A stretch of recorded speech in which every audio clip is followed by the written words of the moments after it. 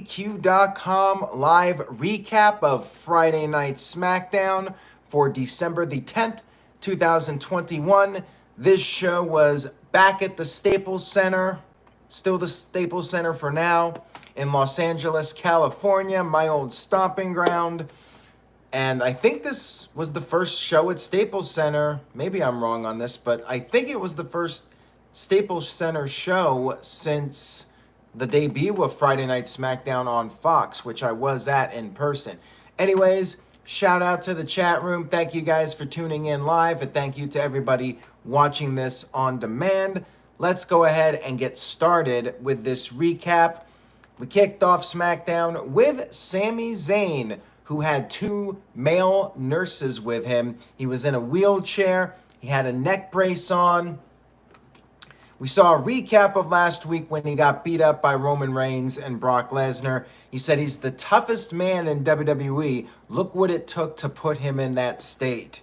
You had the two top guys taking him out, and he still survived. He said that there was a conspiracy, Roman Reigns and Brock Lesnar, two enemies working together. He says he was robbed. He says he was betrayed by Brock Lesnar, and he is going to sue. He is going to sue everybody from Adam Pearce to Roman Reigns to Paul Heyman to Brock Lesnar. He said the match should have never happened. Paul Heyman interrupted and said that Sami Zayn is stealing his shtick of suing people. You know, the joke is that Jewish people sue all the time. Sami Zayn was very angry. He stood up from his wheelchair. He said that he heard Roman Reigns was not there. Crowd booed. I booed at home. No Roman Reigns. Is that a letter grade down? I think it might have to be. So anyways, Zayn said that he will rip Paul Heyman's head off. Nobody can save Paul Heyman. That's when Brock Lesnar arrived, and he was wearing overalls, and I'm not sure if anybody else can pull off that look and be taken seriously as a main eventer. You know, you had Hillbilly Jim back in the day. You had the Godwins. They all wore overalls, but they were opening match, mid-card at best guys. Brock Lesnar coming out there wearing overalls, and nobody is going to say anything. Nobody's going to laugh at him. He is Brock Lesnar, and he can get away with it. Brock came into the ring and he grabbed the chair, but instead of hitting Sami Zayn with it, he sat down and they had a little chat. Brock Lesnar asked how Sami Zayn was doing. Zayn said not well. His pain is at a 10 and his emotions are even higher because his feelings were hurt that Brock would betray him.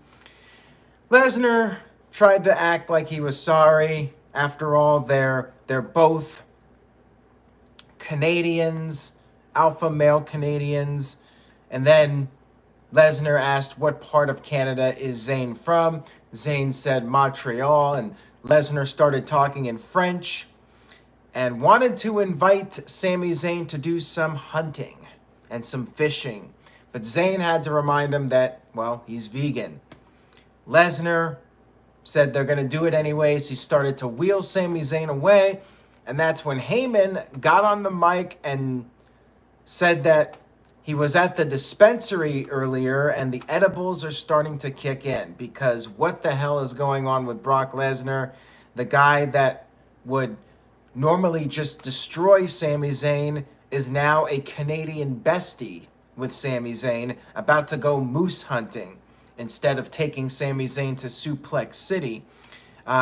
Brock then, he took Paul Heyman's words to heart. He snapped, he beat up the male nurses, and then he kicked Sami Zayn out of the wheelchair, gave him the F5, and Paul Heyman was just out there smiling. I really enjoyed this opening segment. Great stuff here. I love Brock Lesnar and Sami Zayn. They got that chemistry. It was fun to watch. And Daniel says he's going to be at Grand Rapids, Michigan for a live event. Might send some photos. Yeah, definitely keep me posted. Anything interesting that happens from that show. Shout out to Darren. They're watching right now. Thank you for tuning in. Shout out to Carla as well. So we had Brock Lesnar backstage, and he was asked why he was at ringside. And Lesnar told Caleb Braxton to ask his advocate, Paul Heyman. The plot thickens. We had our first match of the evening, which was Los Lotharios versus Shinsuke Nakamura and Rick Boogs. Not much to say about this match because, well, it was a squash match. Los Lotharios got destroyed like they were jobbers out of 1990 WWE Superstars of Wrestling. Boogs, he hit a pounce to Humberto. He dumped Angel Garza to the outside of the ring. He tagged in Nakamura. And then Nakamura hit Humberto with the Kinshasa, and that was it. Match was like 2 minutes long. It was a total squash match, which is interesting because Los Lotharios, it felt like they were getting pushed over the last couple weeks, and well, I guess push over, because this was about as much of a one-sided affair as you could possibly see on WWE TV. Maybe it's back to catering for those poor guys. Backstage, we had Kofi Kingston along with several other guys that really have nothing going on for them right now. You had a number of people back there. You had Mansoor and a few others. Kofi Kingston presented Xavier Woods with a brand new crown because Roman Reigns destroyed it several weeks ago. A new crown was made, and it had a big X for Xavier Woods, and everybody rejoiced. Backstage, Toni Storm was getting set for her match against Charlotte Flair, a championship contenders match, and Sasha met up with Toni, gave her a pep talk, got her motivated, all that good stuff. And then we had Drew McIntyre getting ready for his match with Sheamus, but Adam Pearce informed him that Drew could not bring Angela, his sword, to the ring. So Drew McIntyre, he put the sword right through Adam Pearce's desk. And then he had his match with Sheamus. Another match between these two. But you know what? First time they're wrestling, I think, since the fans returned. Nice to see them get to compete in front of an audience. And it was a good match. You know, pretty standard stuff from these guys, but a good match. Hard hitting. Sheamus hit his 10 beats. They fought on the outside. Sheamus got suplexed on the floor. They went back and forth throughout the evening. McIntyre went for a Claymore, but Sheamus caught him with a knee. McIntyre barely kicked out. And Sheamus, he launched McIntyre into the corner, but then McIntyre fired back with a Claymore out of nowhere and picked up the 1, 2, 3. Backstage, you had Baron Corbin, Happy Corbin, whatever his name is. He took the desk, him and Riddick Moss, Madcap Moss, they took Adam Pearce's desk with the sword there, so they stole the sword. Wow, this is a captivating storyline. They're stealing Angela the sword. I'm so excited for this one, guys. Mohammed says, where was Aaliyah tonight? Well, good question, and also there was no Shotzi. No Shotzi, no Aaliyah. Guess there was nothing creatively for them on this show. You can only push 3 women at a time, apparently. Well, more than that. There was another women's segment, which we'll get to. We had Adam Cole. No, not Adam Cole. Botch, to quote my good friend Noah Foster. Michael Cole introduced a tribute video for the late Jack Lanza. Jack Lanza was one half of the Blackjacks tag team in the 70s and I believe early 80s. After he retired, he became an agent for WWE. He teamed up. His partner was Blackjack Mulligan, the father of Barry Windham. And a very classy tribute to Jack Lanza.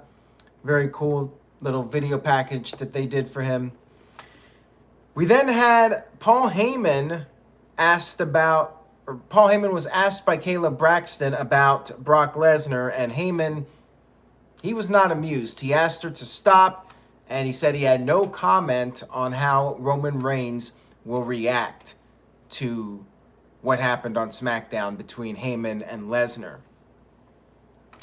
Dylan sent in a $5 super chat. He's off topic here, but thank you, Dylan. He says, "Hey, Aaron, I do not watch WWE as I'm watching AEW Rampage. Just wanted to say I'll be there live in Dallas for Dynamite next week. First live show since the pandemic." We'll have a great time, Dylan. That's going to be a big one. Winter is coming, but there is no other show tonight. Everybody right now is just watching No DQ. There's nothing on TV right now. Nothing else going on whatsoever. Just saying. But thank you for the super chat. We had Naomi versus Sonia Deville. One-on-one. Finally, well, there were shenanigans. Before the match, we had a video package hyping up their feud with the shenanigans, and we had more. Naomi cut a promo, called out Sonia to come out and get the glow. Sonia did arrive in her ring gear, but then she got on the mic and said she had a couple of surprises. What a shocker. Special guest ring announcer, Natalya. Special guest timekeeper, Shayna Baszler. And then Naomi went to the outside, went right after Shayna Baszler, went after Natalya, knowing that she needed to take them down. Sonia slipped to the outside of the ring and told Shayna and Natalya to get in the ring and finish off Naomi. And it was 3-on-1. They were all on the apron. They were going to 3-on-1 attack Naomi. But then we had the debut of Xia Li. She actually showed up as they were advertising. Xia Li got in the ring, acted like she was going to attack Naomi, but then helped out Naomi. And when Xia Li came to the ring, they had all these special effects, these graphics on the screen, like lightning coming out of her and stuff. Very much like a Mortal Kombat character. That's definitely the vibe that I got from it. But yeah, Xia Li took out the bad girls, and her and Naomi stood tall. It was a fine debut. I had no real issues with it. Maybe some people like all the little special effects and whatnot. Maybe they'll have fond memories of Mortal Kombat and they'll get into her. It was an interesting entrance. MVP Kev says her entrance was cool. Darren says, "Is Naomi gonna turn heel and join the Bloodline before the Bloodline splits?" I'm feeling like they're not gonna do it now. I think that they're just not wanting to do it. Otherwise, they would have done it by now. Joey Perez was not a fan of the special effects. Says it was a smart move for her to be a face, but the special effects, ugh, he said. We had Riddle and Randy Orton on SmackDown. So get this, guys. The main event for this show, a 3-way tag team match. You had the Usos, the SmackDown Tag Team Champs, the New Day, and RK Bro from Monday Night Raw to determine the best tag team in WWE. Whoa. I thought Survivor Series was the one night of the year where it's Raw versus SmackDown for brand supremacy. I thought it was already determined that RKO was the best tag team. RK Bro. They won the match at Survivor Series, brand supremacy. Like, I was not a fan of them announcing this 3-way match and, 3 weeks after Survivor Series, we're doing a match now to determine the best tag team, and we're having a Raw team on SmackDown. It was dumb. Was not a fan of it. But anyways, you had the Jackass Forever crew there, like, what's his name? Johnny Knoxville and all those guys were out there. Randy Orton was disgusted, and I kind of was too. I was just like, I do not care about this. I have little to no interest in this. Whatever. Joey Perez says, why not unify the tag team titles? Good question. I think they should have done it a long time ago, but they're hell-bent on keeping separate titles. That's what they want to do, and that's what they're going to do. Darren, I did like the crown. And Kane2925 sent in a $5 super chat. Thank you very much for that, Kane. He says, longtime viewer, first time asker, how can WWE still sell Bray Wyatt's merchandise? Love no DQ. They own the intellectual property. That's the answer to your question. They can sell as much Bray Wyatt merchandise as they want. They own the trademark.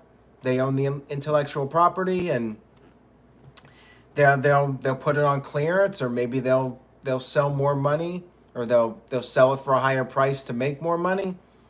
Get rid of the inventory. I mean, if people are willing to pay for it, they'll keep selling it as long as they have the inventory. We had Charlotte Flair versus Toni Storm in a championship contenders match. Toni had a pretty hot start, and the crowd was into her. The crowd was chanting, "Let's go, Toni." Charlotte got the upper hand for a while, and then Toni got a few near falls on Charlotte. And that's when Charlotte started playing dirty. She started slamming Toni and kicking her into the ring post. Referee told her to stop. She refused, so the referee called for the bell. It was a disqualification. Charlotte attacked her after the match was over and laid her out with a big boot. Walter Cruz with a $2 super chat says, number one contender by DQ, really? Toni looks so weak.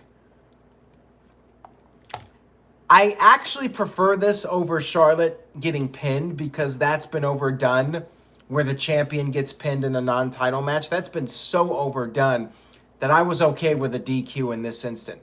But generally speaking, I would agree with you. They really should find other ways to establish number one contenders besides doing a championship contender match. Just my opinion. We had Brock Lesnar backstage with Adam Pearce, and this was another funny segment, one of these comedy segments, and Lesnar does a really good job with this. He thanked Adam Pearce for the suspension and the fine, because the $1 million actually went to charity.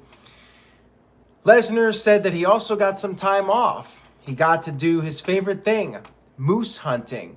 He talked about how he slaughtered the moose and hung the moose up on his wall. He wanted to show Adam Pearce a picture of the moose. He had a flip phone. Brock Lesnar has a flip phone. Could not get to the picture, so he broke the phone and said that he ate the moose, and he had named the moose after Adam Pearce to remind himself of that memory. Adam Pearce suspended him, and he got to hunt and kill this gigantic moose and eat the moose. And Pearce was just like, he was terrified, and he just said thank you, and Lesnar patted him on the back really hard and sent him on his way. So there you go. I did enjoy this segment. This was pretty entertaining. MVP Kev says Lesnar is so entertaining. I agree. And some people thought that Lesnar on his own would be bad, that the guy cannot talk. Lesnar can cut a promo okay, and he can hold his own in these talking segments. We had our main event of the evening, which actually got a pretty good amount of time here. We had the Usos versus RK Bro versus the New Day. Usos cut a promo before the match, talked about how the only thing they wanted was the W, and Usos pretty much dominated the match. They hit stereo dives to the outside. They double-teamed Riddle when the referee wasn't looking. They worked over Riddle for a very long time. Jimmy stopped Randy Orton from getting the hot tag, and then Kofi Kingston stopped Randy Orton from getting the tag. Crowd was really wanting to see Orton in the match. They chanted, "We want Randy." And eventually, Riddle got the tag to Randy Orton. Riddle completely cleaned house, did the running power slams to the Usos. He dropped both New Day members on the announce table. That's one of his signature moves now. He hit the draping DDT to Jay. He was on the verge of finishing off Jay, but that's when Xavier tagged Orton. Anybody could tag anybody at any time. Xavier tagged back in. Orton got knocked out of the ring, and then the New Day double-teamed Jay and scored the 1-2-3 victory. So yes, the New Day, the best tag team in WWE right now. Whoop-de-doo. And I guess that builds them up for their match at day 1. And that was SmackDown, everybody. Walter Cruz says, I did not see the New Day winning. Yeah, I mean, I get it. You want to build them up. And they beat the champs, again, non-title situation. I'm not really a big fan of it. Really wasn't a fan of this match to begin with, but I guess with no Roman Reigns on the show, they had to do something. So overall, show was pretty decent. The best stuff to me was easily whatever involved Brock Lesnar, whether it was Brock Lesnar and Sami Zayn at the beginning, the stuff with Adam Pearce backstage. To me, that carried the show. And the main event was good, but I really did not think that this match needed to happen. And it just completely makes Survivor Series irrelevant, even more so than it already was. Walter Cruz sent in a $5 super chat. Thank you, Walter. I appreciate it. He says, what to make the Usos look weak? Every time Reigns takes a night off, they lose. They look like the weak links in the bloodline. Riddle should have taken the pin. I agree with you on this. I mean, it would have been 50-50 booking after Survivor Series, but I would have been fine with that. Whatever. I just don't think they should have done this match, honestly. They should have come up with a different main event. Darren says, same old boring stuff, B-. MVP Kev goes with a B. And I'm agreeing with Darren. I give the show a B-. Other than the Lesnar stuff, I think you probably could have skipped this SmackDown. Not a whole lot of storyline development. You did see Xia Li debut, and I guess that was fine. You might want to check that out and see what you think about her. But yeah, show was not great, but it was okay. Matt Helms, B-. Mike B, B-. Walter Cruz with a B. Joey Perez gives it a C+. And Hap Connell sent in a $5 super chat. Thank you, Hap. I appreciate it. It says, this is about Jeff Hardy. It seems like whenever the Hardys are split, WWE is not interested in them. Both guys fell when they split them up. Jeff Hardy, not so much. Matt Hardy, you're right. But with Jeff Hardy, they were using him. And like I mentioned on the No DQ review, he was probably going to face Roman Reigns at some point. He was paired up with Drew McIntyre. That's not a small role on the show. They were going to do something with him, I think, before they cut him.